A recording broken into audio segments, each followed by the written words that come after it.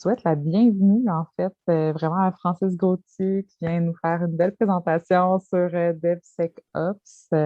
Je vous souhaite la bienvenue aussi au nom d'Agile Montréal. En fait, très heureuse de vous retrouver ce soir là, autour d'un sujet d'actualité, en fait, comme je discutais un petit peu plus tôt avec Francis aujourd'hui.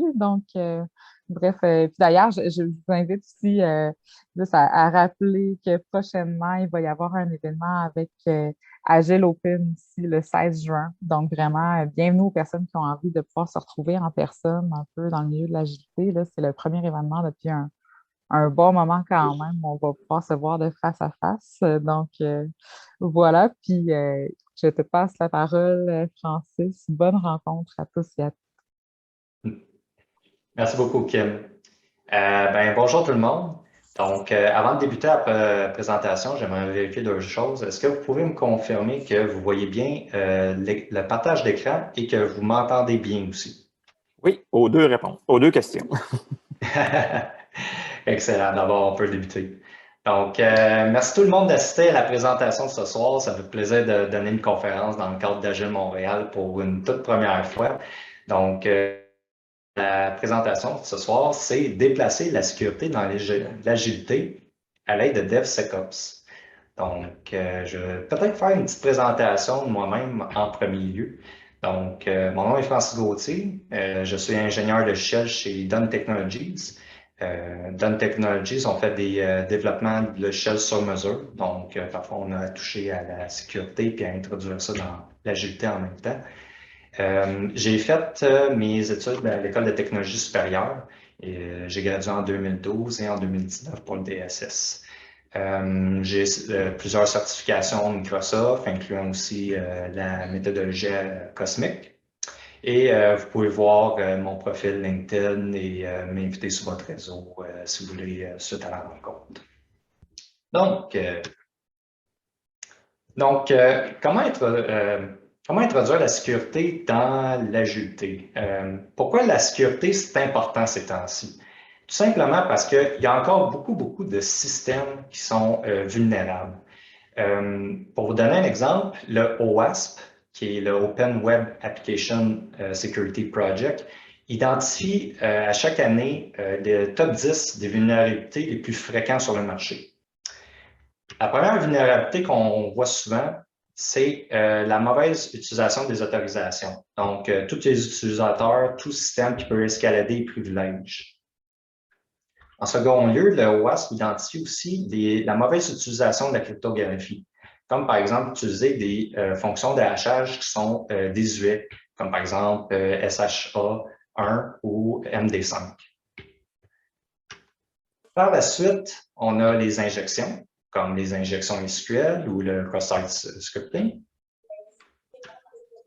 En quatrième position, on identifie la conception insécure, comme par exemple des systèmes qui ont été conçus de manière insécure pour contrer les attaques de robots ou obtenir le password recovery, par exemple, de façon insécure.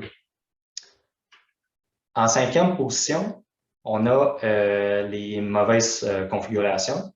On peut se rappeler, mettons, des serveurs web qu'on utilise, des configurations de debugging auxquelles on peut voir des messages d'erreur sur la page web. Donc, c'est de l'information qu'on peut donner à des attaquants auxquels ceux-ci peuvent bénéficier de vulnérabilités, par exemple.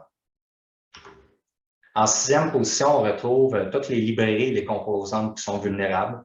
Donc, si votre système utilise des librairies qui sont insécures, votre système sera également insécure.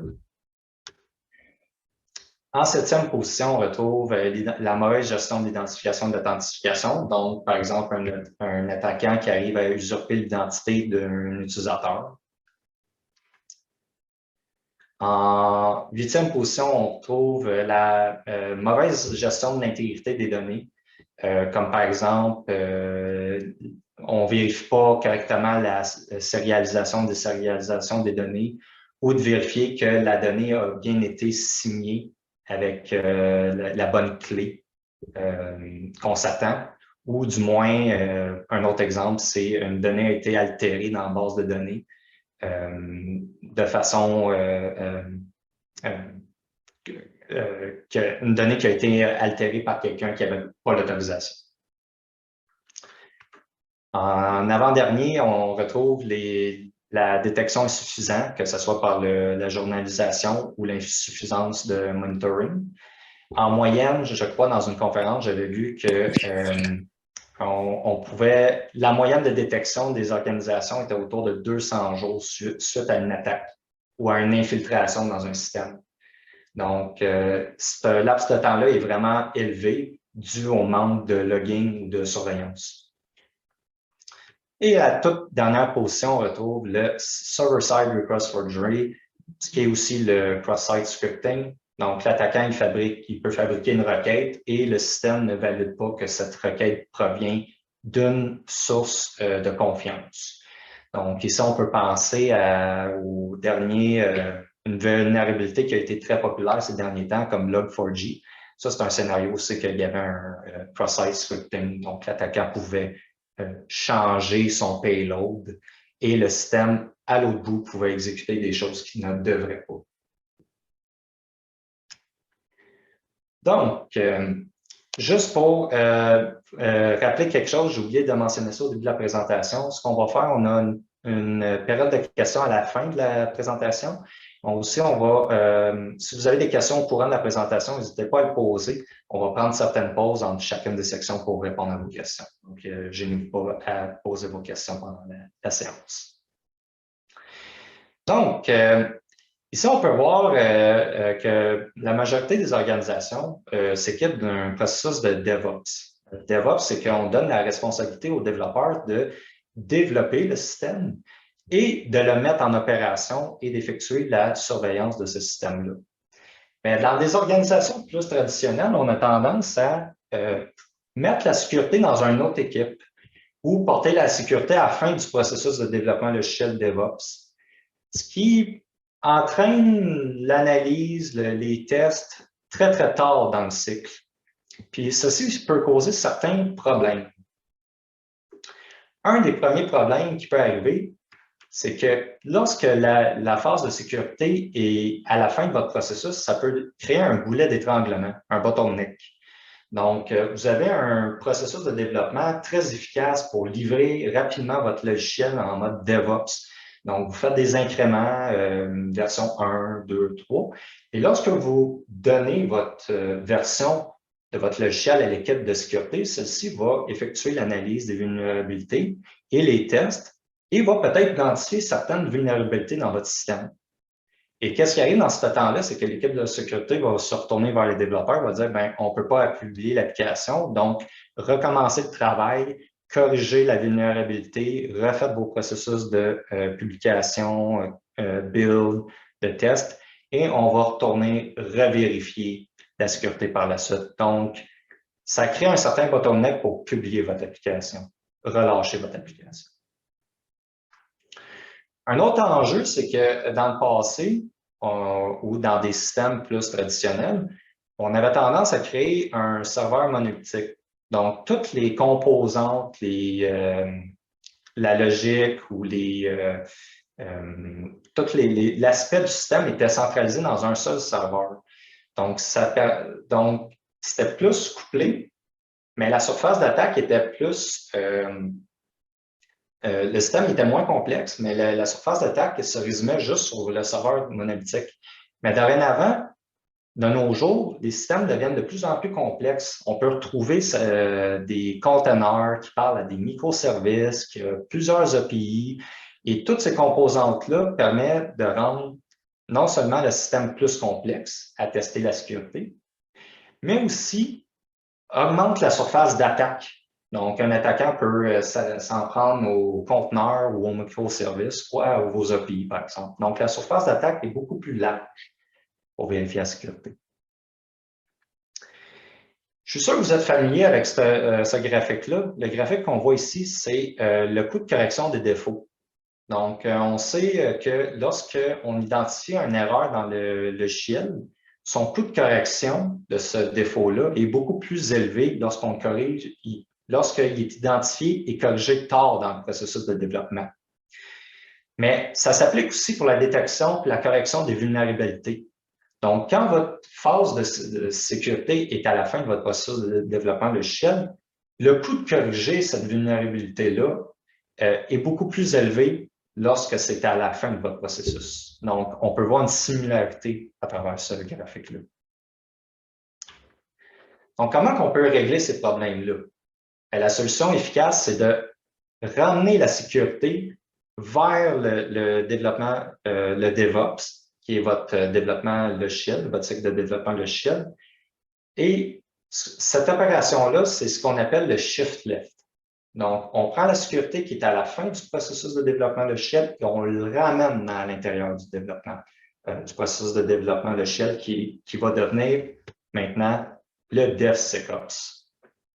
Donc, à travers donc, chaque développeur, l'équipe de développement va s'occuper d'assurer la sécurité à travers l'ensemble de la phase de développement logiciel DevOps pour que ça devienne maintenant un développement en mode DevSecOps.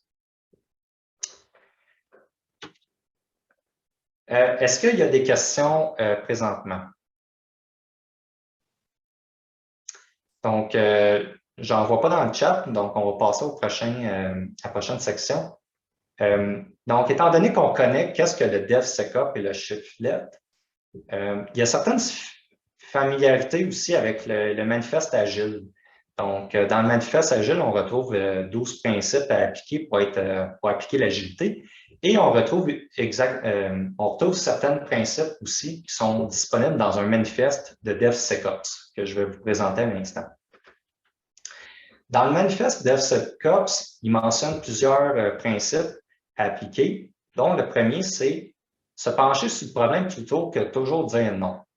Ici, ce qu'on veut dire, c'est qu'on veut que l'équipe contribue à faire partie de la solution. Donc, si on a un nouveau mécanisme de sécurité à mettre en place, bien qu'on ne veut pas qu'il y ait des personnes qui disent non, on ne peut pas le faire parce que pour x raisons, c'est tous ensemble, on veut amener la sécurité à bien dans l'organisation. Donc, il faut se pencher sur le problème pour le régler. Par la suite, la science des données et de la sécurité plutôt que la peur, l'incertitude et le doute. Donc, ici, le manifeste, ce qu'il veut dire, c'est qu'on veut appuyer nos décisions de sécurité sur des mesures et des métriques plutôt que d'entendre qu'il y a une vulnérabilité qui a été identifiée récemment. On prend des décisions un peu irrationnelles parce qu'on a peur, donc on applique des mesures que peut-être on ne devrait pas. Donc, toujours appliquer la science des données et de la sécurité plutôt que la peur et l'incertitude. La contribution et la communication ouverte, ce qu'on veut faire, c'est être transparent sur les objectifs de sécurité qu'on veut atteindre. Donc, on veut que l'organisation puisse être claire et communiquer clairement c'est quoi les enjeux de sécurité et quels sont les objectifs de sécurité. Comme ça, les développeurs peuvent agir en conséquence. Services sécurisés accessibles par des API plutôt que des contrôles de sécurité et de la paperasse obligatoire. Donc, le manifeste veut que les organisations veulent être à jour avec les nouvelles technologies de détection de vulnérabilité et de pratiques de sécurité. Donc, on ne veut pas se limiter à des pratiques comme, par exemple, des checklists, qui est des mécanismes de vérification vraiment statiques et qui évoluent peu. Donc, on veut constamment être à l'affût des nouvelles technologies dans le but de s'améliorer à comment on peut mieux contrôler notre sécurité dans notre système. Le pointage de sécurité axé sur les besoins d'affaires plutôt que de faire du rubber stamping. On ne veut pas que les vérifications de sécurité soient binaires. Est-ce que le serveur ou le système est secure ou pas? On veut appliquer un certain pointage par des mesures. Donc, à quel niveau l'ensemble de mes systèmes est secure à travers des mesures de sécurité. Donc, ça permet d'avoir une meilleure observation de l'état global de la sécurité à travers l'organisation. Test par les équipes rouges et bleues plutôt que de s'appuyer sur des analyses des vulnérabilités théoriques. On va revenir sur ce point-là plus tard dans la présentation, mais les tests par équipe rouge et bleu, c'est des tests en faisant des simulations avec des vrais humains. Donc, on simule des attaques et des défenses à l'aide de personnes et on utilise leur créativité pour simuler ces scénarios-là. Donc, c'est quelque chose qui va être beaucoup plus efficace que de prendre des choses qui sont vraiment statiques pour faire l'analyse de la sécurité ou se protéger. C'est un mécanisme un peu plus dynamique que d'utiliser des analyseurs statiques pour vérifier la sécurité dans notre système. Surveillance proactive 24/7 plutôt que de réagir suite à un incident. Ici, on mentionne l'ajout de log, faire la surveillance, plutôt que de réagir suite à un incident parce qu'on est pris de panique. Donc, quand on a de la surveillance, on peut analyser de façon plus efficace s'il y a des tentatives d'attaque ou d'infiltration dans notre système. Partager les informations des menaces plutôt que de le garder pour soi. Donc, si un membre de l'équipe identifie une nouvelle vulnérabilité, comme par exemple, il y a une vulnérabilité Log4j qui vient de sortir, d'en aviser le plus tôt possible le reste des membres de l'équipe, dans le but qu'on amène cette correction-là dans le système. Opération de conformité plutôt que des listes de vérification. On ramène le fait de ne pas utiliser des checklists. On veut qu'on se tienne à jour avec les règles et les meilleures pratiques de sécurité. Donc, en ayant une checklist vraiment fixe, ça évolue très, très peu. Donc, on veut utiliser des opérations de conformité pour augmenter notre efficacité de la sécurité dans notre organisation. Donc, comment on peut arriver à ajouter des phases de sécurité à travers tout le cycle de développement logiciel DevOps? Donc, comment on peut y arriver? C'est en utilisant le Security as Code. Le Security as Code, ce que ça fait, c'est qu'on ajoute des mécanismes de sécurité ou des activités de sécurité à travers chacune des phases du développement logiciel DevOps. Donc, par exemple, dans la phase de planning, on peut s'entendre sur un standard de code à utiliser. On va revenir plus tard là-dessus sur la présentation, on va vous donner des exemples. Par la suite, lorsqu'on code le logiciel ou le système, on peut exécuter des analyseurs de code statique qui vont être soit utilisés à travers votre IDE ou dans votre pipeline d'intégration continue afin d'identifier des vulnérabilités. Par la suite, dans la phase de build, même chose, on peut utiliser des scans de vulnérabilité, que ce soit des analyseurs de code statique. Un élément que j'ai oublié de mentionner dans la phase de code, c'est qu'aussi on peut ajouter des linters pour s'assurer de bien formater votre code et que ça respecte la nomenclature. Donc, la phase de build, on peut exécuter des scans au niveau du pipeline de build. Maintenant, dans la phase de test, on peut ajouter des activités de test de pénétration ou des tests aléatoires qu'on appelle le fuzzing. Et également les tests d'équipe rouge et bleu. Donc, on va démarrer le système au runtime. On va utiliser un système qui est actif et opérationnel et exécuter des tests de façon active et dynamique là-dessus. Et également tester la surface d'attaque. Et dans la phase d'opération, on va effectuer de la surveillance, de la détection des vulnérabilités en production. Et aussi effectuer des activités pour comment que le système peut se récupérer suite à une attaque ou une infiltration, par exemple. On va aller dans la phase de planning maintenant. Donc, on a parlé d'utiliser des standards de code et le SEI propose un top 10 des pratiques de code secure. Le SEI, qui est le Software Engineering Institute. Donc, vous pouvez voir à droite de mon écran une image auquel une route a une barrière pour empêcher les véhicules de passer à l'autre route subséquente. Vous pouvez clairement voir que les automobilistes vont contourner la mesure de sécurité sur le terrain afin de ne pas passer à travers la barrière. Donc, ici, la comparaison qu'il faut voir, c'est que peu importe les activités de test ou si vous utilisez des pratiques vraiment intenses de sécurité, ben, si votre code et si vous n'utilisez pas une pratique de code secure ou si votre code n'est pas secure à la base, ben, la meilleure façon de briser un système, c'est évidemment de le déjouer plutôt que de le vaincre. Donc, le SEI a identifié que la majorité des vulnérabilités sont introduites par le manque de pratique de code secure.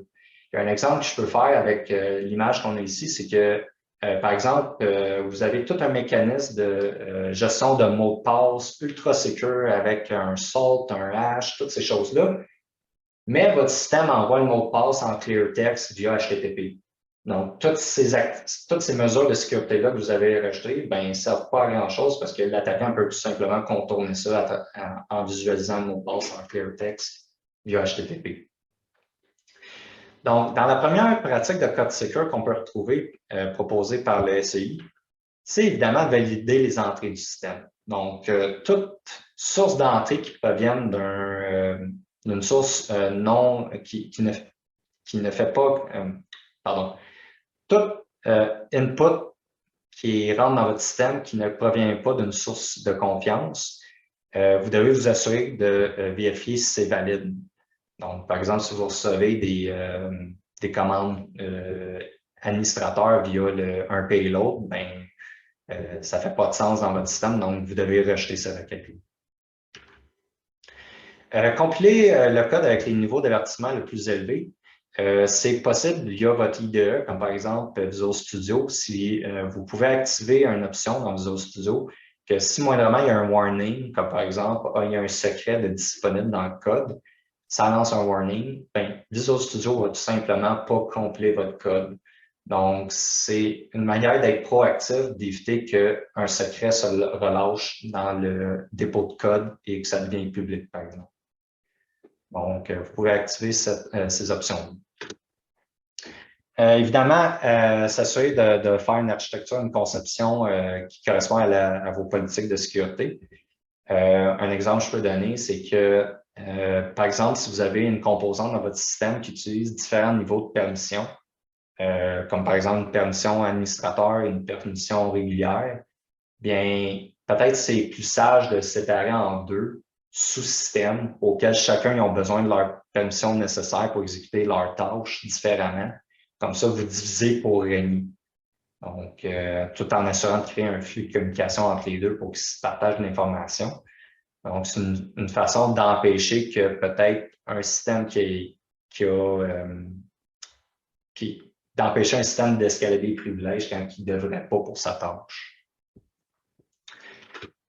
Évidemment, en quatrième position, on retrouve que la façon la plus simple de rendre votre code secure, c'est aussi de rendre votre code simple.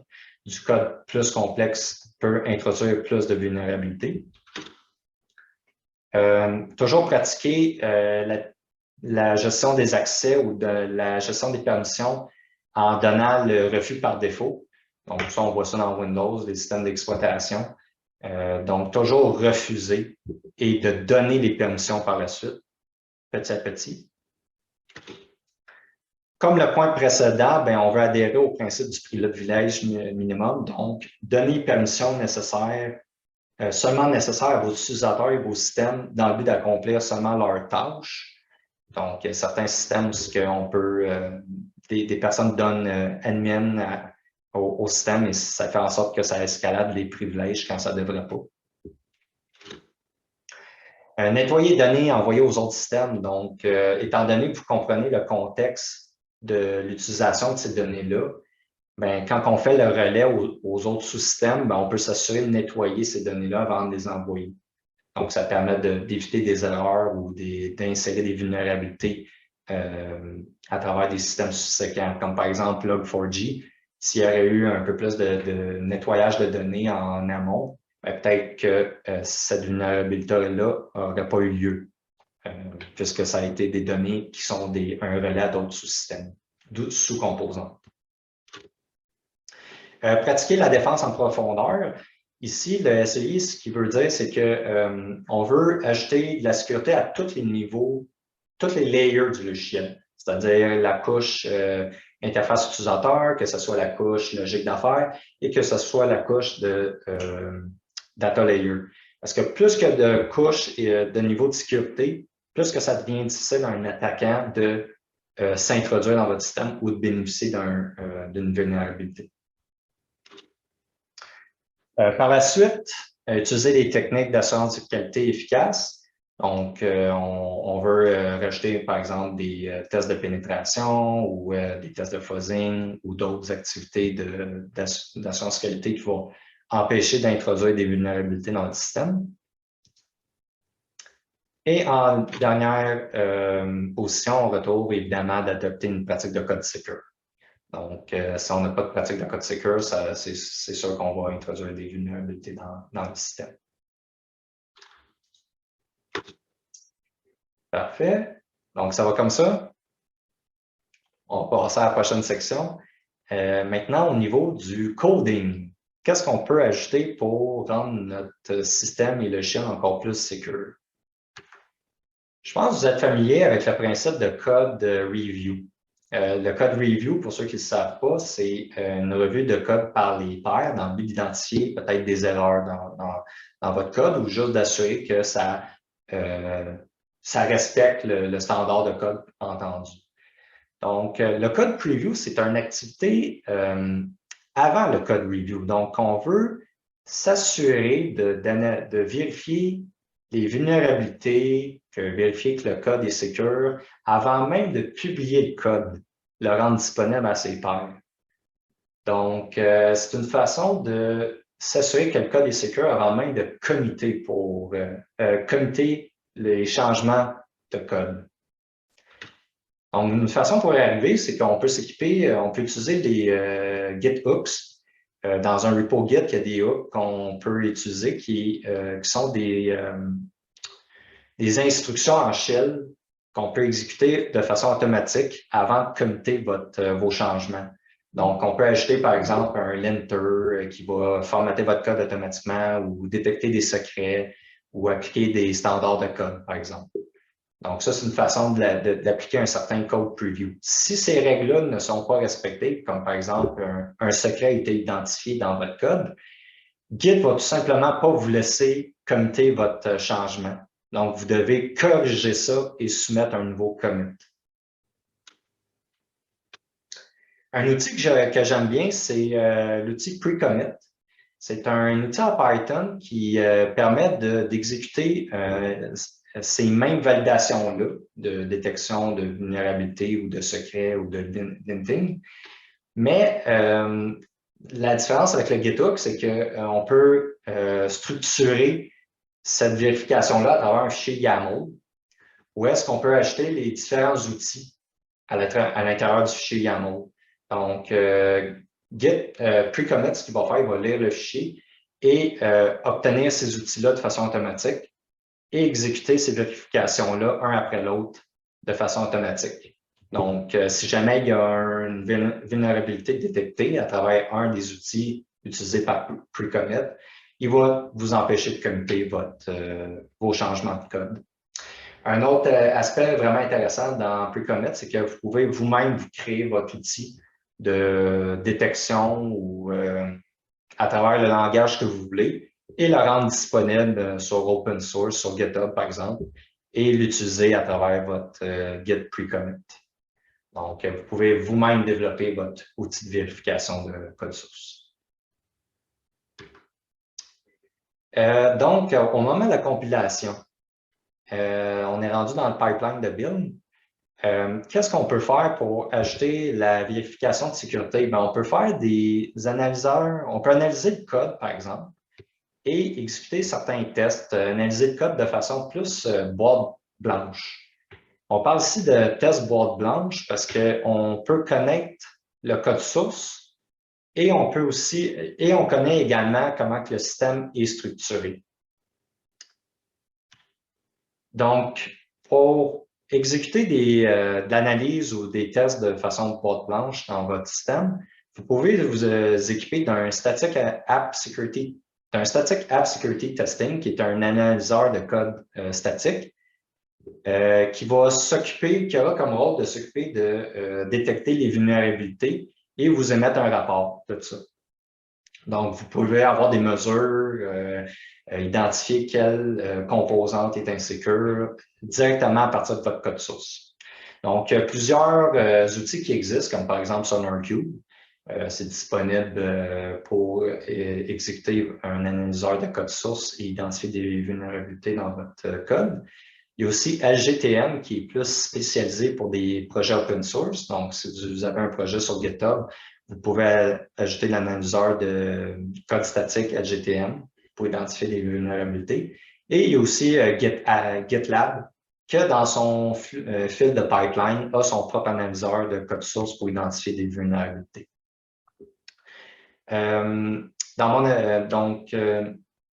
Évidemment, l'analyseur de code statique, il a besoin d'avoir accès à vos fichiers. Donc, il analyse les fichiers de code source pour détecter des vulnérabilités.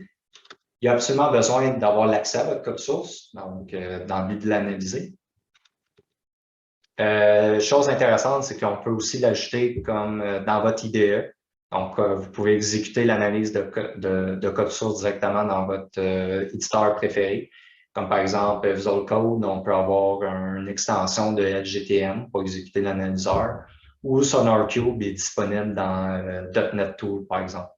Donc, vous pouvez l'exécuter sur votre poste de façon très facilement. Ça peut être ajouté à l'intégration continue, donc votre pipeline de build comme GitLab.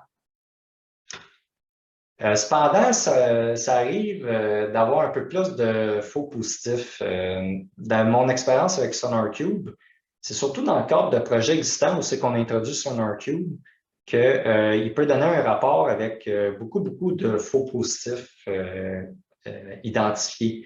Donc, il faut revenir dans l'édition des règles, peut-être enlever certaines règles ou skipper des fichiers dans le but de réduire le nombre d'erreurs identifiées. Donc, c'est peut-être un petit bémol sur l'utilisation d'analyseurs statiques de code, mais overall, ça vous donne beaucoup d'insight et de visibilité sur l'état de la sécurité sur votre code source.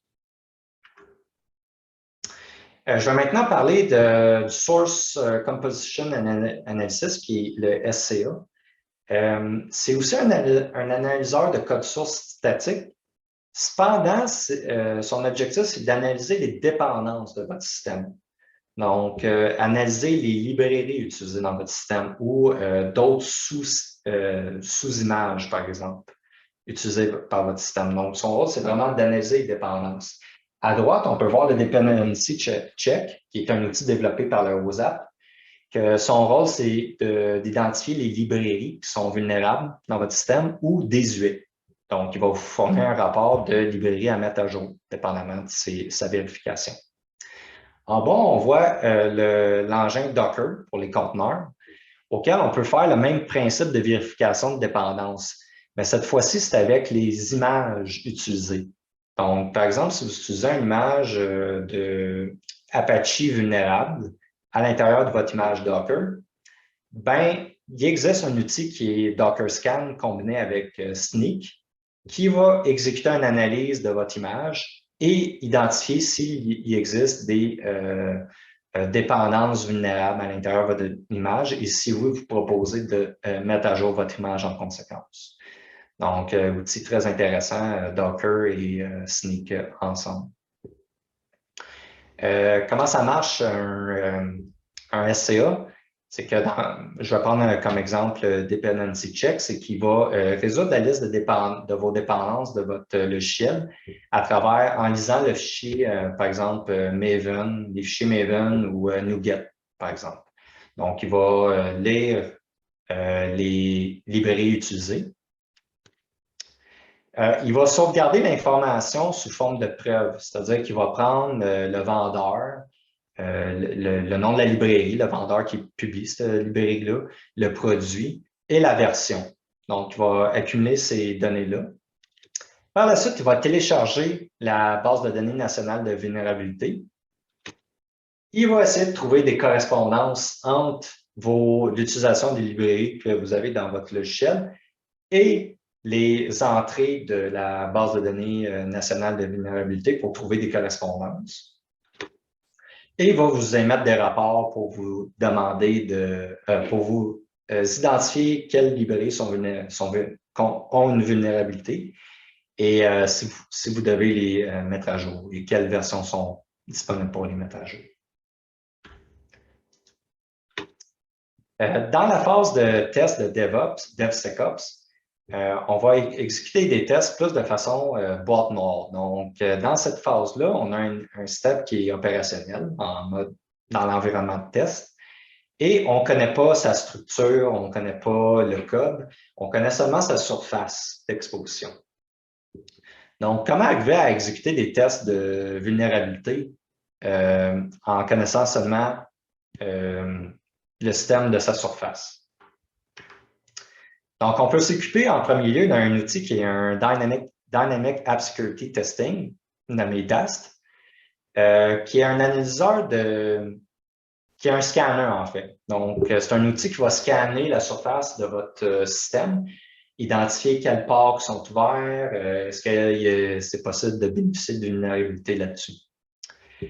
À droite, on peut voir l'outil ZAP du OWASP qui va justement scanner toute la surface de votre système et identifier s'il y a des ports ouverts ou s'il y a des expositions, des vulnérabilités sur cette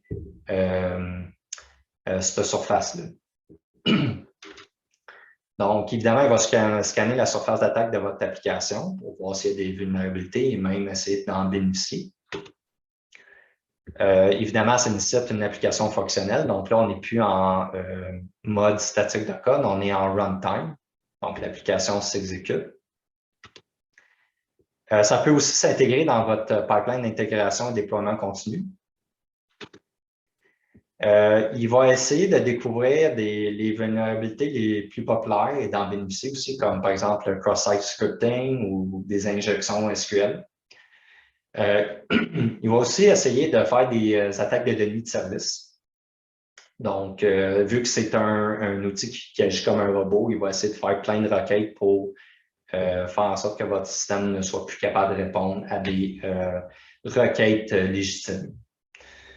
Donc, à travers, dans un test, on peut configurer l'outil de deux manières, en faisant des scans passifs. Un scan passif, c'est qu'il va seulement identifier des vulnérabilités à travers votre système en cours d'opération. Et on peut aussi utiliser des scans actifs, c'est que non seulement il va identifier des vulnérabilités, mais il va tenter de bénéficier de ces vulnérabilités-là. Donc, il va émettre l'attaque aussi en question. Ce que vous pouvez faire aussi dans la phase de test, c'est d'ajouter des tests de données aléatoires. Donc, ce qu'on appelle du fuzzing. Une première façon de faire du fuzzing, c'est en faisant du fuzzing à travers vos interfaces, que ce soit un API, du UI, un formulaire, par exemple, UI, ou même en ligne de commande. Donc, vous pouvez essayer de mettre du gibberish, essayer toutes sortes de combinaisons possibles dans votre interface et l'envoyer à votre système, voir comment il va réagir. Donc, c'est une façon de tester la réaction de votre système via des entrées aléatoires. On peut effectuer aussi du fuzzing à l'aide de fichiers. Donc, des systèmes qui consomment des fichiers, comme par exemple dans un blob storage ou dans une queue.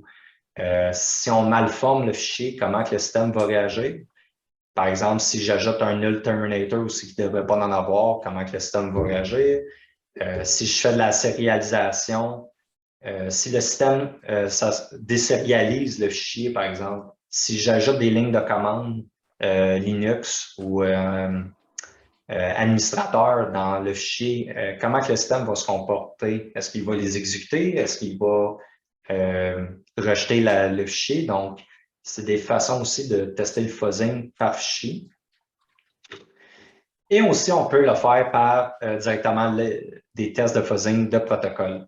Donc, si vous envoyez des paquets, vous altérez des paquets envoyés à votre système, où est-ce que vous pouvez changer les bits ou forger des paquets dans le but de tester votre application et comment celui-ci va réagir.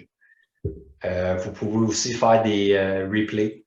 Par exemple, si j'ai déjà envoyé une requête, est-ce que je peux le renvoyer à nouveau dans le but de voir comment le système va réagir? On peut penser ici à essayer d'envoyer 2 fois un dépôt de dollars, par exemple, d'un montant d'argent. Est-ce que je suis capable d'envoyer 2 fois le même montant sans que le système s'en rende compte? C'est des façons de tester avec le protocole. Maintenant, on va parler des tests par équipe rouge et bleu. Donc, une autre façon de tester la sécurité dans votre système, c'est en s'équipant d'une simulation à travers 2 équipes. Donc, on a une équipe rouge et bleu. Ici, ce qu'on va avoir, c'est qu'on va avoir en premier une équipe rouge et c'est des personnes que leur responsabilité, c'est d'agir comme des attaquants. Donc, leur but, c'est d'être l'équipe d'offense dans le système. Donc, l'équipe rouge va essayer de bénéficier des vulnérabilités, identifier les vulnérabilités dans le système, voir est-ce que les systèmes ne sont pas patchés, on peut-il exécuter cette attaque-là, même aller jusqu'à faire du social engineering, c'est-à-dire faire du social engineering pour peut-être obtenir des clés d'accès physiques et accéder au data center, par exemple. Donc, c'est vraiment très large les activités faites par l'équipe rouge et bleue. Donc, leur objectif, c'est vraiment d'agir comme des attaquants dans le système. Donc, on a d'un autre côté l'équipe bleue. L'équipe bleue, c'est l'opposé de l'équipe rouge. Donc, ils vont s'assurer de faire la surveillance des systèmes, protéger le système contre l'équipe rouge, appliquer les patchs, appliquer les politiques de sécurité. Donc, l'objectif des tests par équipe bleue, rouge et bleue, c'est vraiment de bénéficier de la créativité des êtres humains pour vérifier la sécurité dans notre organisation et dans notre système. Donc, c'est vraiment dans le but d'améliorer la sécurité à travers 2 équipes.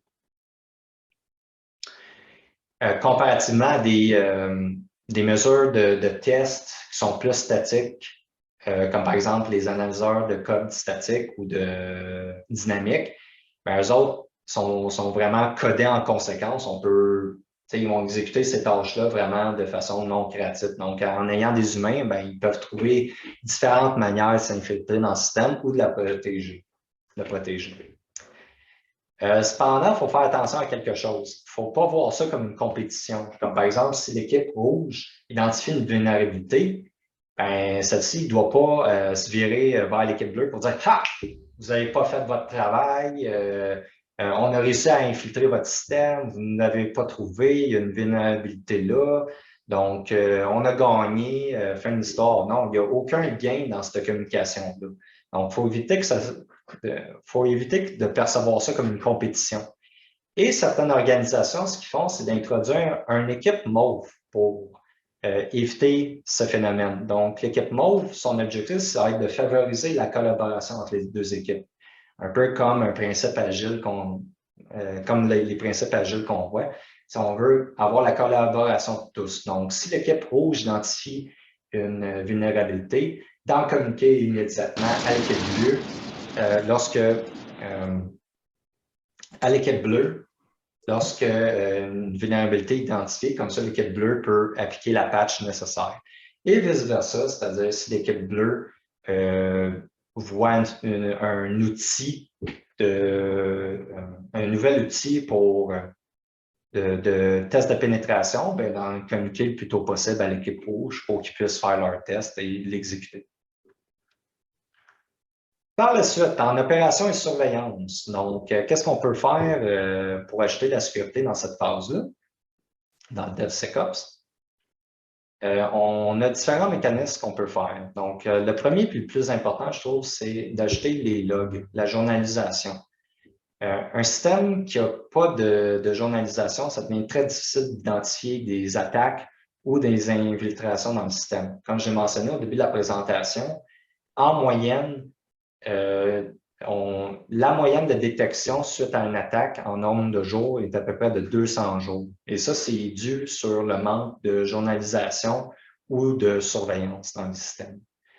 Donc, lorsque vous utilisez du logging, ça vous permet d'identifier certaines anomalies, comme par exemple, si vous voyez à travers les requêtes reçues dans votre système, certaines commandes Linux ou des commandes administrateurs qui se faufilent là-dedans, ben, c'est des anomalies que vous identifiez et vous pouvez réagir en conséquence. Comprendre ce qui se passe, comprendre est-ce qu'il y a une attaque en cours ou une infiltration dans notre système. Donc, très important de s'équiper de log. Vous pouvez vous équiper aussi d'un Security Information Event Management, qui est un SIM. L'objectif de ce système-là, c'est d'agréger des données ou faire la surveillance de l'ensemble des systèmes et d'avoir une place centralisée pour effectuer la surveillance. Il y a beaucoup de produits qui existent qui permettent de faire ça, dont Nagios. J'ai eu l'expérience sur Nagios, qui est utilisé dans les systèmes Unix ou même Windows, si je me trompe pas. Donc, ça permet d'analyser les logs, émettre des notifications à vos opérateurs s'il y a des anomalies, par exemple. Il y a aussi Azure Sentinel, qui est plus une solution cloud. Même principe, vous pouvez centraliser la surveillance de vos systèmes à travers cet outil. Donc, très, très efficace pour vraiment être proactif sur la surveillance et la réaction dans votre système. Et un autre élément très important, c'est le patching. Tout système qui est non, il faut vraiment s'assurer que vos systèmes soient patchés parce qu'un système non patché est vraiment apte à être vulnérable. Ça fait du sens. Mais je vais vous donner un exemple. C'est que à chaque mardi, Microsoft, ils ont un principe de Patching Tuesday. Okay? Donc, à chaque mercredi, Microsoft vont relâcher publiquement leur patch à la communauté de leurs outils, systèmes d'exploitation, tous leurs produits. Et le code de correction n'est pas offusqué. Donc, n'importe qui, la communauté peut voir le code qui corrige l'erreur et voir ce qui a été changé dans le système. Ce qui amène à un terme qu'on appelle le exploit WinSD. Donc, du moment qu'une vulnérabilité a été identifiée et qu'une patch a été publiée, ben, le lendemain, c'est clair que tous les attaquants, les hackers, vont essayer d'identifier les systèmes qui n'ont pas été patchés dans le but d'exécuter l'attaque ou la vulnérabilité. Donc, c'est là l'importance de patcher vos systèmes du moment que la patch qui est disponible ou qu'elle a été annoncée, de patcher vos systèmes, vos VM et autres composantes de vos systèmes, c'est très important parce que du moment que votre système a été identifié non patché, c'est clair qu'il y a des attaquants qui vont essayer de bénéficier des vulnérabilités de la patch. Donc, très important de patcher vos systèmes. Je pense dans une conférence, j'avais vu, il y avait une patch dans Struct qui avait été identifiée, je pense, il y a 1 an ou 2. Et je pense qu'il avait estimé que encore des milliers de systèmes étaient opérationnels avec la version non patchée de l'outil, ce qui rendait vraiment vulnérable l'ensemble de ces systèmes-là. Donc, c'est clair qu'il y a un manquement à l'activité de patching. Donc, assurez-vous de patcher vos systèmes constamment. Donc, ça fait le tour de ce que je voulais présenter pour d'introduire la sécurité dans toutes les phases de votre processus DevOps pour le transformer en DevSecOps. Et dans la présentation, ce qu'on a vu, c'est qu'on a vu qu'on peut emmener la sécurité à l'intérieur de votre processus DevOps en faisant le Shift Left.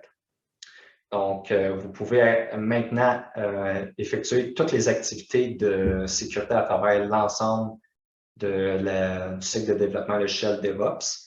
Une façon pour y arriver, c'est en faisant le Security as Code. Donc, le Security as Code, c'est en effectuant des activités de sécurité, que ce soit des analyses de code source statique ou des tests à travers l'ensemble de vos phases de développement logiciel DevSecOps. Et parmi ces activités-là, on a identifié un top 10 de code Secure pratique émis par les SCI. On peut faire un Git preview, faire un code preview en fait.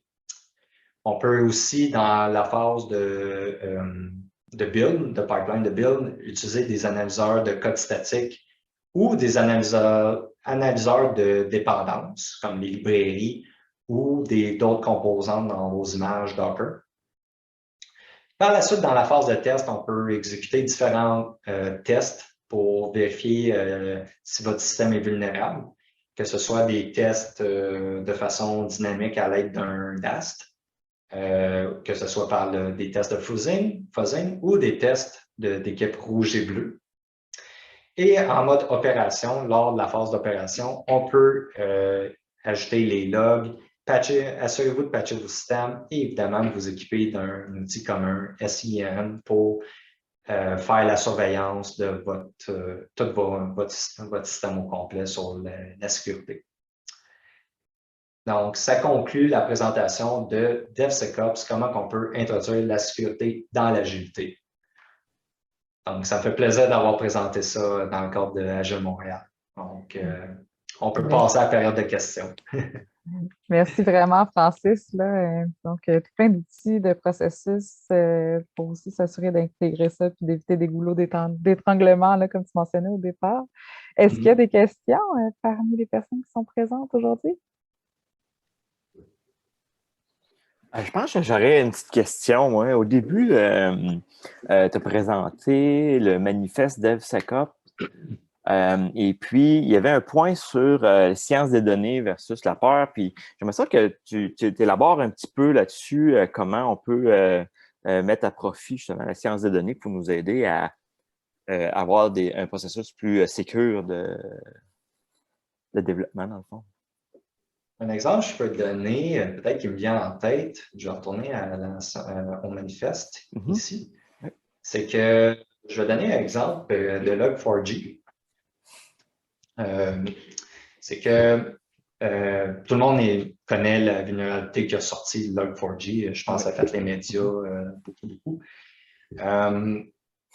Avec Log4j, il y a un outil qu'on pouvait utiliser qui est un détecteur de librairies, comme par exemple le détecteur de dépendance qui analyse les librairies.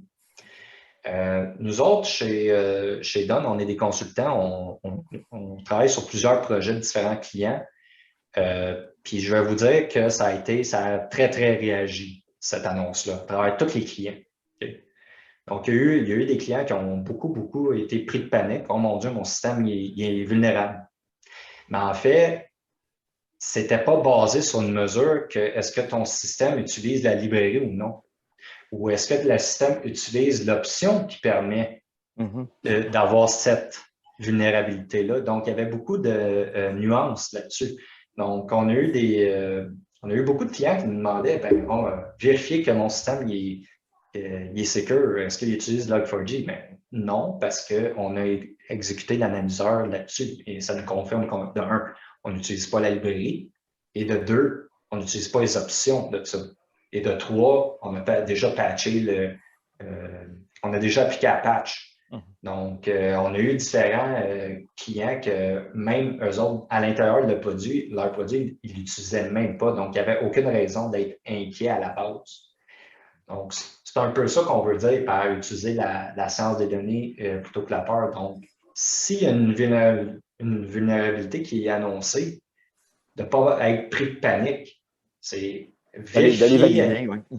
D'aller valider le code s'il y a une utilisation. Donc, il y a une partie humaine, il y a une partie probablement automatisée, si on peut dire, dans la vérification des dépendances de ton système sur les librairies que tu utilises, mais aussi une partie humaine qui est de faire la recherche pour valider oui ou non on est sujet à une vulnérabilité. Cool. C'est ça. Donc, on sait tous que pour ceux qui ont fait un peu plus d'opérations, dont moi-même dans un passé, s'il y a un incident, mais tout le monde est pris de panique, puis peut-être on peut agir, prendre des décisions qui sont moins rationnelles, qui ne sont pas basées sur des mesures ou ou des métriques. Donc, ce qui pourrait peut-être même amener à d'autres vulnérabilités ou des pannes de système. Donc, c'est vraiment se baser sur des mesures de la science de données. Oui. Cool, merci.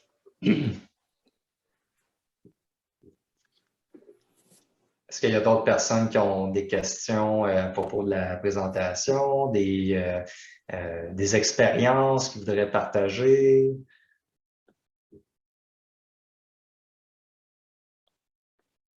Ça veut dire que ça répond entièrement en tout cas, aux questions que les personnes avaient aujourd'hui, Francis. Ben, Ça a si vous été avez très du temps, j'aurais généreux.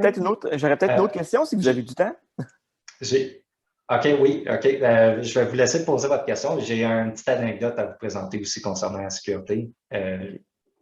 Allez-y. Cool. Oui, oui. Surtout par rapport au pen testing. Dans le fond, pen testing, c'est souvent, ça va créer une charge assez importante sur un réseau. Et puis, je voulais savoir comment est-ce qu'on peut justement se prémunir contre cette charge-là qui est induite, qui peut, dans le fond, avoir un impact. Ça serait quoi la stratégie, dans le fond, pour implanter un bon pen testing? Avec le pen testing, ce que je dirais, ça serait de scaler vos instances. Nous autres, on utilise un peu plus les composantes Azure dans nos systèmes. Donc, on peut, dans l'environnement de test, par exemple, ou de production, bien, si on rentre dans la phase de test de pénétration, pour avoir la charge, on peut planifier de scaler soit horizontal ou verticalement horizontal l'ajout de serveurs ou de capacité physique pour être en mesure de prendre cette charge-là. Donc, je sais que même, mettons, dans Azure, on peut faire des tests de charge qui peuvent vérifier, par exemple, si notre système est capable de répondre à un DDoS attaque. Donc, il y a certains mécanismes qu'on peut faire pour associer à ça. Donc, c'est un peu ça que j'aurais à dire, c'est s'assurer de scaler pendant votre phase de test, puis après ça, de scale down votre infrastructure parce que ça ne correspond pas nécessairement à ce qui est en cours en utilisation par rapport aux utilisateurs. Oui, cool. Donc, l'utilisation cloud, des infrastructures cloud et des landing zones ou whatever, là, réseau virtuel sur ton cloud pour justement contenir ton pen testing et scaler tes solutions sur lesquelles tu fais tes tests. Ça, on peut les isoler, par exemple, comme ici, c'est notre virtual network pour notre pen testing. Donc c'est ça. Cool. Merci. Puis, je voulais venir sur une petite anecdote. Justement, on parlait de l'inquiétude et la peur qui amènent à des comportements qui sont non vérifiés ou quoi que ce soit. Je vais vous donner un exemple d'un client qu'on avait eu. Notre client, lui, il est très réactif quand un de ses utilisateurs lui envoie un courriel, comme par exemple. Et je vais vous expliquer ce qui est arrivé, c'est que notre client, qui est la personne qui gère l'application, a reçu un courriel d'un de ses sous-fournisseurs, ses utilisateurs, me disant il y a quelque chose dans ton système, va sur ce lien-là, il y a le rapport qui ne marche pas. Donc, notre client, sans même vérifier si le courriel était légitime, nous a transféré le courriel à notre équipe de support. Et la personne qui a obtenu le courriel, il mentionnait de se loguer dans Office 365 avec son utilisateur mot de passe. Donc, c'était clairement un courriel de phishing qui a été un succès. Donc, suite à ça, il a fallu qu'on réagisse là-dessus pour rajouter les mécanismes de two-factor authentication, resetter les mots de passe, toutes ces choses-là. Mais ça n'aurait jamais été lieu si il n'aurait pas eu le réflexe d'avoir peur de la réaction de son client, puis tout simplement nous envoyer, forwarder le courriel de façon sans vérifier. Donc, c'est un exemple que je peux donner que on a été victime nous-mêmes d'un courriel de phishing à travers notre client parce que notre client il a eu peur et a fait une décision un peu trop rapide.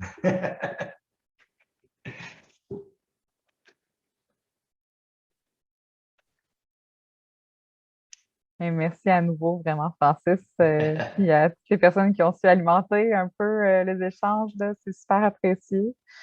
Je ne sais pas s'il y avait d'autres questions pour clôturer la rencontre ce soir.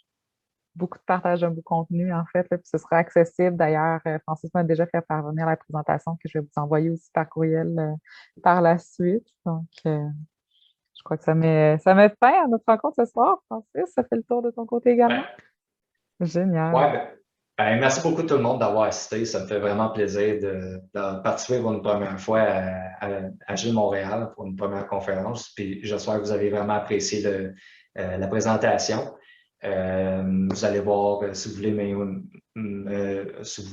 m'envoyer une demande sur LinkedIn pour être en contact. Gênez-vous pas. Les informations sont dans la slide de présentation.